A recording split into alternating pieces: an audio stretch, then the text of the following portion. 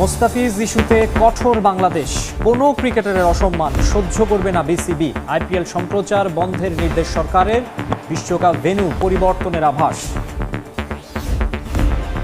Cricketers যখন খেলতে যায় তখন তার মান সম্মান নিয়ে ক্রিকেট খেলে। সরকার যে সিদ্ধান্ত নেয় সেটা আমরা সমর্থন করি। নিরাপত্তার স্বার্থে ভারতে দল না পাঠানোর সিদ্ধান্তকে সাধুবাদ জানালেন সাবেক অধিনায়ক ও সংগঠকরা। ক্রিকেট বিশ্বে ভারতীয় আগ্রাসী মনোভাবের নিন্দা। যে চিঠিটি দিয়েছে সেখানে আমাদের খেলোয়াড়রা নিরাপদ নয়, সঠিক কাজটি করেছে। নিরাপত্তা যদি ঠিক না থাকে এই জায়গায় গিয়ে কিন্তু ভালো ক্রিকেট খেলা একটা বিরাট বিষয় হয়ে যায়। আইসিসি বেশিরভাগই কিন্তু ডমিনেট করেই হচ্ছে আপনার ইন্ডিয়ান ক্রিকেট বোর্ড। অনেক ক্ষেত্রে দেখা গেল যে ফেয়ার জাজমেন্ট থাকে না, আমার কাছে মনে হয়েছে সবসময়। টাইগার পেসারকে কেকেআর থেকে বাদ দেওয়ায় ক্ষুব্ধ কলকাতার দর্শকরাও। ক্রিকেটটা এখন পুরোপুরি রাজনৈতিক ঢুকে গেছে। একটা অন্য ধরনের নোংরামি, একটা রাজনীতি। দেখছিলেন শিরোনাম, এবারে বিস্তারিত। শুরুতেই জানাবো ক্রিকেটের খবর। বাংলাদেশ থেকে দেখা যাবে না আইপিএল। দেশে ইন্ডিয়ান প্রিমিয়ার লিগ আইপিএল এর সম্প্রচার বন্ধে নির্দেশনা দিয়ে প্রজ্ঞাপন জারি করেছে তথ্য সম্প্রচার মন্ত্রণালয়। পরবর্তী নির্দেশ না দেয়া পর্যন্ত এই আদেশ বলবৎ থাকবে বলেও জানিয়েছে মন্ত্রণালয়। এদিকে বাংলাদেশের চিঠির ভিত্তিতে কাজ শুরু করেছে আইসিসি। ইন্ডিয়ান এক্সপ্রেসের দাবি, ইতোমধ্যে কর্মকর্তাদের নতুন সূচি তৈরি করতে নির্দেশ দিয়েছেন আইসিসির চেয়ারম্যান জয় শাহ। মোস্তাফিজকে আইপিএল থেকে বাদ দেওয়ার পর থেকেই ক্ষোভে ফুঁসছে দেশ। আইপিএল বয়কটের আলোচনায় সরগরম বাংলাদেশ ক্রিকেট। যে আগুনে ঘি ঢালেন স্বয়ং ক্রীড়া উপদেষ্টা আসিফ নজরুল। ফেসবুকে স্ট্যাটাস দিয়ে তথ্য মন্ত্রণালয়কে অনুরোধ করেন দেশে আইপিএল সম্প্রচার বন্ধের নির্দেশ দিতে। পরদিন আসিফ নজরুলের কথা আমলে নেন তথ্য উপদেষ্টা। গণমাধ্যমে জানান, খেলার সঙ্গে রাজনীতি মিলিয়ে ভুল করেছে ভারত। ঘোষণা দেন, দেশের মানুষের অনুভূতির প্রতি শ্রদ্ধা রেখে আইপিএল সম্প্রচার বন্ধে আইনি ভিত্তি পর্যালোচনা করবে তারা। আনফরচুনেটলি খেলাটার মধ্যে রাজনীতি নিয়ে আসা হয়েছে। 24 ঘন্টা না পেরোতেই এলো সুসংবাদ, দেশে বন্ধ হলো ইন্ডিয়ান প্রিমিয়ার লিগ আইপিএল এর সম্প্রচার। দুপুরে এক প্রজ্ঞাপন জারি করে আইপিএল সম্প্রচার বন্ধের এ আদেশ দেয় তথ্য এবং সম্প্রচার মন্ত্রণালয়। শুধু তাই নয়, আইপিএল সংক্রান্ত কোনো অনুষ্ঠান আয়োজন করা যাবে না এবং তা প্রচারও করা যাবে না বলে নির্দেশ দেওয়া হয়েছে প্রজ্ঞাপনে। এদিকে সুখবর আছে আরও একটা, যদিও সেটা এসেছে বর্ডারের ওপার থেকে। ভারতীয় গণমাধ্যম ইন্ডিয়ান এক্সপ্রেসের দাবি, নিরাপত্তার কারণ দেখিয়ে বাংলাদেশ ক্রিকেট দলের ভারতে যেতে না চাওয়ার বিষয়টা গুরুত্বের সঙ্গে নিয়েছে আইসিসি। সংস্থাটির চেয়ারম্যান একজন ভারতীয় নাগরিক এবং ক্ষমতাসীন দলের কেন্দ্রীয় মন্ত্রীর ছেলে হলেও জয় শাহকে এখন পক্ষেই পাবে বাংলাদেশ। কারণ আইসিসির আইন অনুযায়ী কোনো দেশের সরকার নিরাপত্তার কারণে ভিন্ন দেশে টিম পাঠাতে না চাইলে সেটাকে আমলে নিতে বাধ্য সংস্থাটি। এক্সপ্রেসের খবর, ইতোমধ্যে আইসিসির কর্মকর্তাদের বিশ্বকাপের নতুন সূচি করতে নির্দেশ দিয়েছেন জয় শাহ। বাংলাদেশের দাবি মানলে পাকিস্তান এবং বাংলাদেশ দুদলের জন্যই শ্রীলঙ্কাতে সব ম্যাচ আয়োজন করতে হবে বিসিসিআইকে। শুধু তাই নয়, কোনো দল ফাইনালে উঠলে সে ম্যাচটাও ভারত থেকে সরিয়ে লঙ্কা দ্বীপে নিয়ে আসতে হবে তাদের। রাজনৈতিক প্রতিহিংসার শিকার মোস্তাফিজুর রহমান, তাই বাংলাদেশ সরকারের আইপিএল সম্প্রচার বন্ধের সিদ্ধান্তকে সাধুবাদ জানিয়েছে বিসিবি। বিশ্বকাপে ভেন্যু পরিবর্তন নিয়ে আইসিসি যে পথেই হাঁটুক, ভারতে বিশ্বকাপ না খেলার ব্যাপারে অনড় থাকবে ক্রিকেট বোর্ড। চলতি বছর ভারতের বাংলাদেশ সফরও এখন অনেকটাই অনিশ্চিত। রাজনৈতিক প্রতিহিংসা সীমান্তের কাঁটাতার পেরিয়ে এখন ক্রিকেট মাঠে। আইপিএল থেকে মোস্তাফিজের নাম সরিয়ে দেওয়ার প্রতিক্রিয়ায় বাংলাদেশে আইপিএলের সম্প্রচারই বন্ধ করার সিদ্ধান্ত অন্তর্বর্তী সরকারের এমন শক্ত অবস্থানে খুশি বিসিবি। জাতীয় দলের তারকার মানহানির ব্যাপারে জিরো টলারেন্সের সিদ্ধান্ত বোর্ড সভাপতির। মোস্তাফিজ আমাদের দেশের অন্যতম একজন খেলোয়াড়, আমাদের ইতিহাসের অন্যতম সেরা ফাস্ট বোলার, এবং আমরা এখানে ফারুক ভাই আছেন, খালেদ মাসুদ পাইলট আছেন, এখানে অনেক ক্রিকেটার্সরা এখানে আছেন। ক্রিকেটার্স যখন খেলতে যায় তখন তার মান সম্মান নিয়ে ক্রিকেট খেলে। সো আমরা সকলে যে ক্রিকেট বোর্ডের কর্মকর্তারাও যারা আছেন বা ইনক্লুডিং মি, আমরা এটা ভালোভাবে নেই না। সরকার যে সিদ্ধান্ত নেয় সেটা আমরা সমর্থন করি। আইসিসিকে পাঠানো চিঠির জবাব আসতে পারে মঙ্গলবার। ক্রিকেটের সর্বোচ্চ নিয়ন্ত্রক সংস্থা যে পথেই হাঁটুক, ভারতে না যাবার ব্যাপারে নিজেদের অবস্থান বদলাতে চায় না ক্রিকেট বোর্ড। বিসিসিআইয়ের সাথে আমাদের যোগাযোগ নেই। আমরা আইসিসির ইভেন্টের জন্য আইসিসির সাথে যোগাযোগ করেছি। আমরা তো জানি না কি ফিডব্যাক আসবে, তবে আমরা যে ক্লজগুলো দিয়েছি সেগুলো উইদিন দি এমপিওর মধ্যে আছে। যে ইমেলটা পাঠিয়েছে তার রিপ্লাইয়ের উপরে নির্ভর করছে আমরা পরবর্তী পদক্ষেপ কি নেব। সেপ্টেম্বরে বাংলাদেশ সফরে আসার কথা রয়েছে ভারতীয় ক্রিকেট দলের। তবে দুই দেশের মুখোমুখি অবস্থানে সে সিরিজ আয়োজনের সম্ভাবনা একেবারেই ক্ষীণ। আপাতত বিশ্বকাপের ওপরই নিজেদের সর্বোচ্চ মনোযোগ রাখতে চাচ্ছে বিসিবি। দু দেশের ক্রিকেট তো এটা বাইল্যাটারাল সিরিজ যেগুলো হবে, বিশ্বকাপে খেলা হবে, এগুলো একটা ব্যাপার, আর বিশ্বকাপে খেলতে যাওয়া আর সিকিউরিটি আরেকটা ব্যাপার। রাজনৈতিক কারণে একটা ছেলেকে এত ভালো ক্যালিবারের একটা প্লেয়ার যে তার অনেক কিছু দেখাতে পারতো এই আইপিএলে, সেটা করতে পারিনি, যেন আমরা দুঃখিত সবাই। আনুষ্ঠানিক মন্তব্য না করলেও সেপ্টেম্বর উইন্ডোতে ভারতের বিকল্প নিয়ে ভাবনা শুরু করে দিয়েছে বিসিবি। উল্লেখ্য, গত বছর নিরাপত্তার কারণ দেখিয়ে বাংলাদেশ সফরে অস্বীকৃতি জানায় বিসিসিআই। সাব্বির মিথুন, সময় সংবাদ, ঢাকা। আইসিসিকে ডমিনেট করে ভারত, তাই বিশ্বকাপের ভেন্যু বদল ইস্যুতে কতটা স্বচ্ছ সিদ্ধান্ত নেবে ক্রিকেটের নিয়ন্ত্রক সংস্থা তা নিয়ে সংশয় প্রকাশ করেছেন বাংলাদেশ ক্রিকেট বোর্ডের পরিচালক খালেদ মাসুদ পাইলট। তাই বাংলাদেশের নিজের অবস্থানে কঠোর থাকা উচিত বলে মনে করেন তিনি।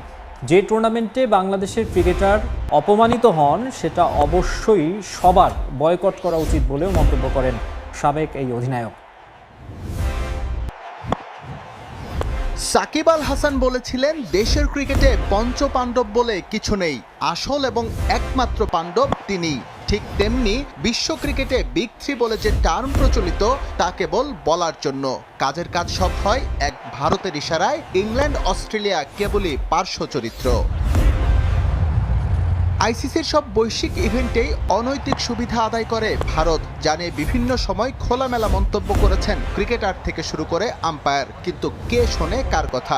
বিসিসিআই এর বেলায় আইসিসি যে বধির, সেই বধির সংস্থার শ্রবণ শক্তি কি ফিরবে বিসিবির চিঠিতে, জানিয়ে সংশয়ে খোদ বোর্ড পরিচালক খালেদ মাসুদ পাইলট। আমরা সবাই জানি যে আইসিসি বেশিরভাগই কিন্তু ডমিনেট করেই হচ্ছে আপনার ইন্ডিয়ান ক্রিকেট বোর্ড। অনেক ক্ষেত্রে দেখা গেল যে ফেয়ার জাজমেন্ট থাকে না, আমার কাছে মনে হয়েছে সবসময় একজন খেলোয়াড় হিসেবে।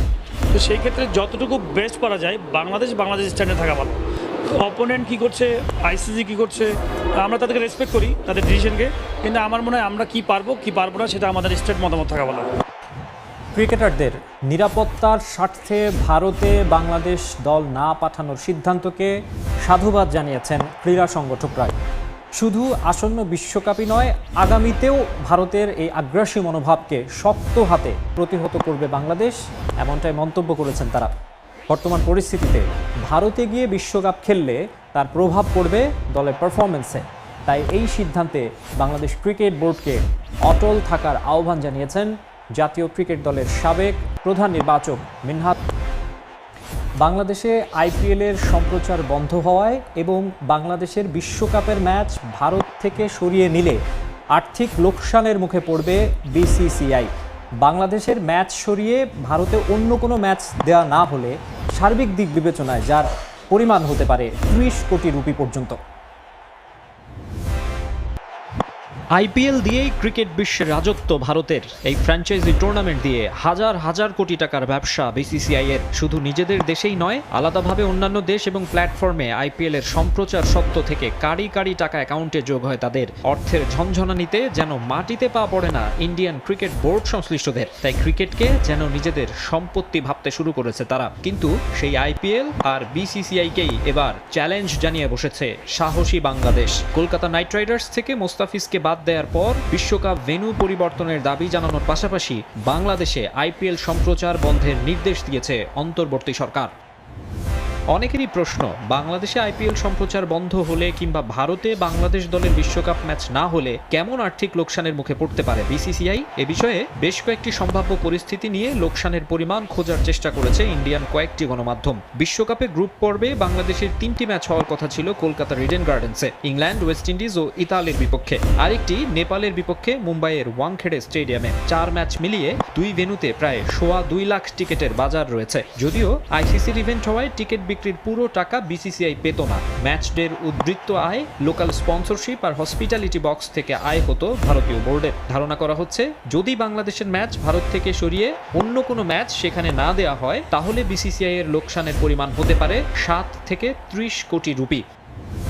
আবার আইপিএল সম্প্রচার না হলেও কিছু লোকসান হবে তাদের, যদিও আইপিএল এর বাজারের তুলনায় তা নগণ্যই। তবে টাকার অঙ্কে লোকসান যেমনই হোক, দর্শক, জনপ্রিয়তা, সর্বোপরি বাংলাদেশের বিশাল ক্রিকেট বাজার হারাবে ভারত, যা হবে তাদের জন্য অপূরণীয়। এবারে জানাবো বিপিএল ম্যাচের খবর। মাহমুদুল্লাহ রিয়াদ ম্যাজিকে টানা তৃতীয় ম্যাচে জয় পেল রংপুর রাইডার্স। চট্টগ্রাম রয়্যালসকে হারিয়ে আবারও টেবিল টপার নুরুল হাসান সোহানের দল। শুরুতে ব্যাট করে 169 রান করে শেখ মেহেদী বাহিনী, জবাবে মায়ার্স রিয়াদের উইলোবাজিতে 5 উইকেট হাতে রেখে জয় তুলে নেয় রংপুর রাইডার্স। ম্যাচ সেরা হয়েছেন উইন্ডিজ অলরাউন্ডার কাইল মায়ার্স। একদিন আগে পয়েন্ট টেবিলের শীর্ষে ছিল দলটা, কিন্তু 24 ঘন্টা না পেরুতেই আবারও তাদের নেমে যেতে হলো 2 নম্বরে। আর সেই জায়গাটা নিল রংপুর রাইডার্স। 5 ম্যাচে 4 জয় নিয়ে বিপিএল এর টেবিল টপার এখন নুরুল হাসান সোহানের দল। টস জিতে সিলেটের সন্ধ্যার শিশিরে শুরুতেই ফিল্ডিং করার সিদ্ধান্ত রংপুরের, কিন্তু ছন্দে থাকায় একেবারেই চিন্তামুক্ত হয়ে ব্যাটিংয়ে নামেন নাইম শেখ ও অ্যাডাম রসিংটন। 2 ম্যাচে টানা 50 করা 2 ব্যাটারের উইলোবাজিতে আনন্দে মাতবেন সমর্থকরা। এমন ভাবনাটা যাদের ছিল তাদের ভুল ভাঙতে সময় লাগেনি খুব একটা। 15 বলে 16 রান করে আউট হয়ে যান নাইম শেখ। কাটার মাস্টারের জাদুতে বোকা বনে যান কোটি টাকার ক্রিকেটার। সঙ্গী হারালেও দমে যাননি রসিংটন। ফর্ম ভালো থাকলে যে যা ইচ্ছা তাই করা যায় তার প্রমাণ দিলেন এই ব্যাটার। 41 বলে করলেন 58 রান, 6টা বাউন্ডারির সঙ্গে তার ঝুলিতে আছে 2 ছক্কা। 1 ডাউনে নামা মাহমুদুল হাসান জয় ছিলেন বড্ড নিরামিষ। 7 বলে 12 তুলতেই বিদায় নেন তিনি।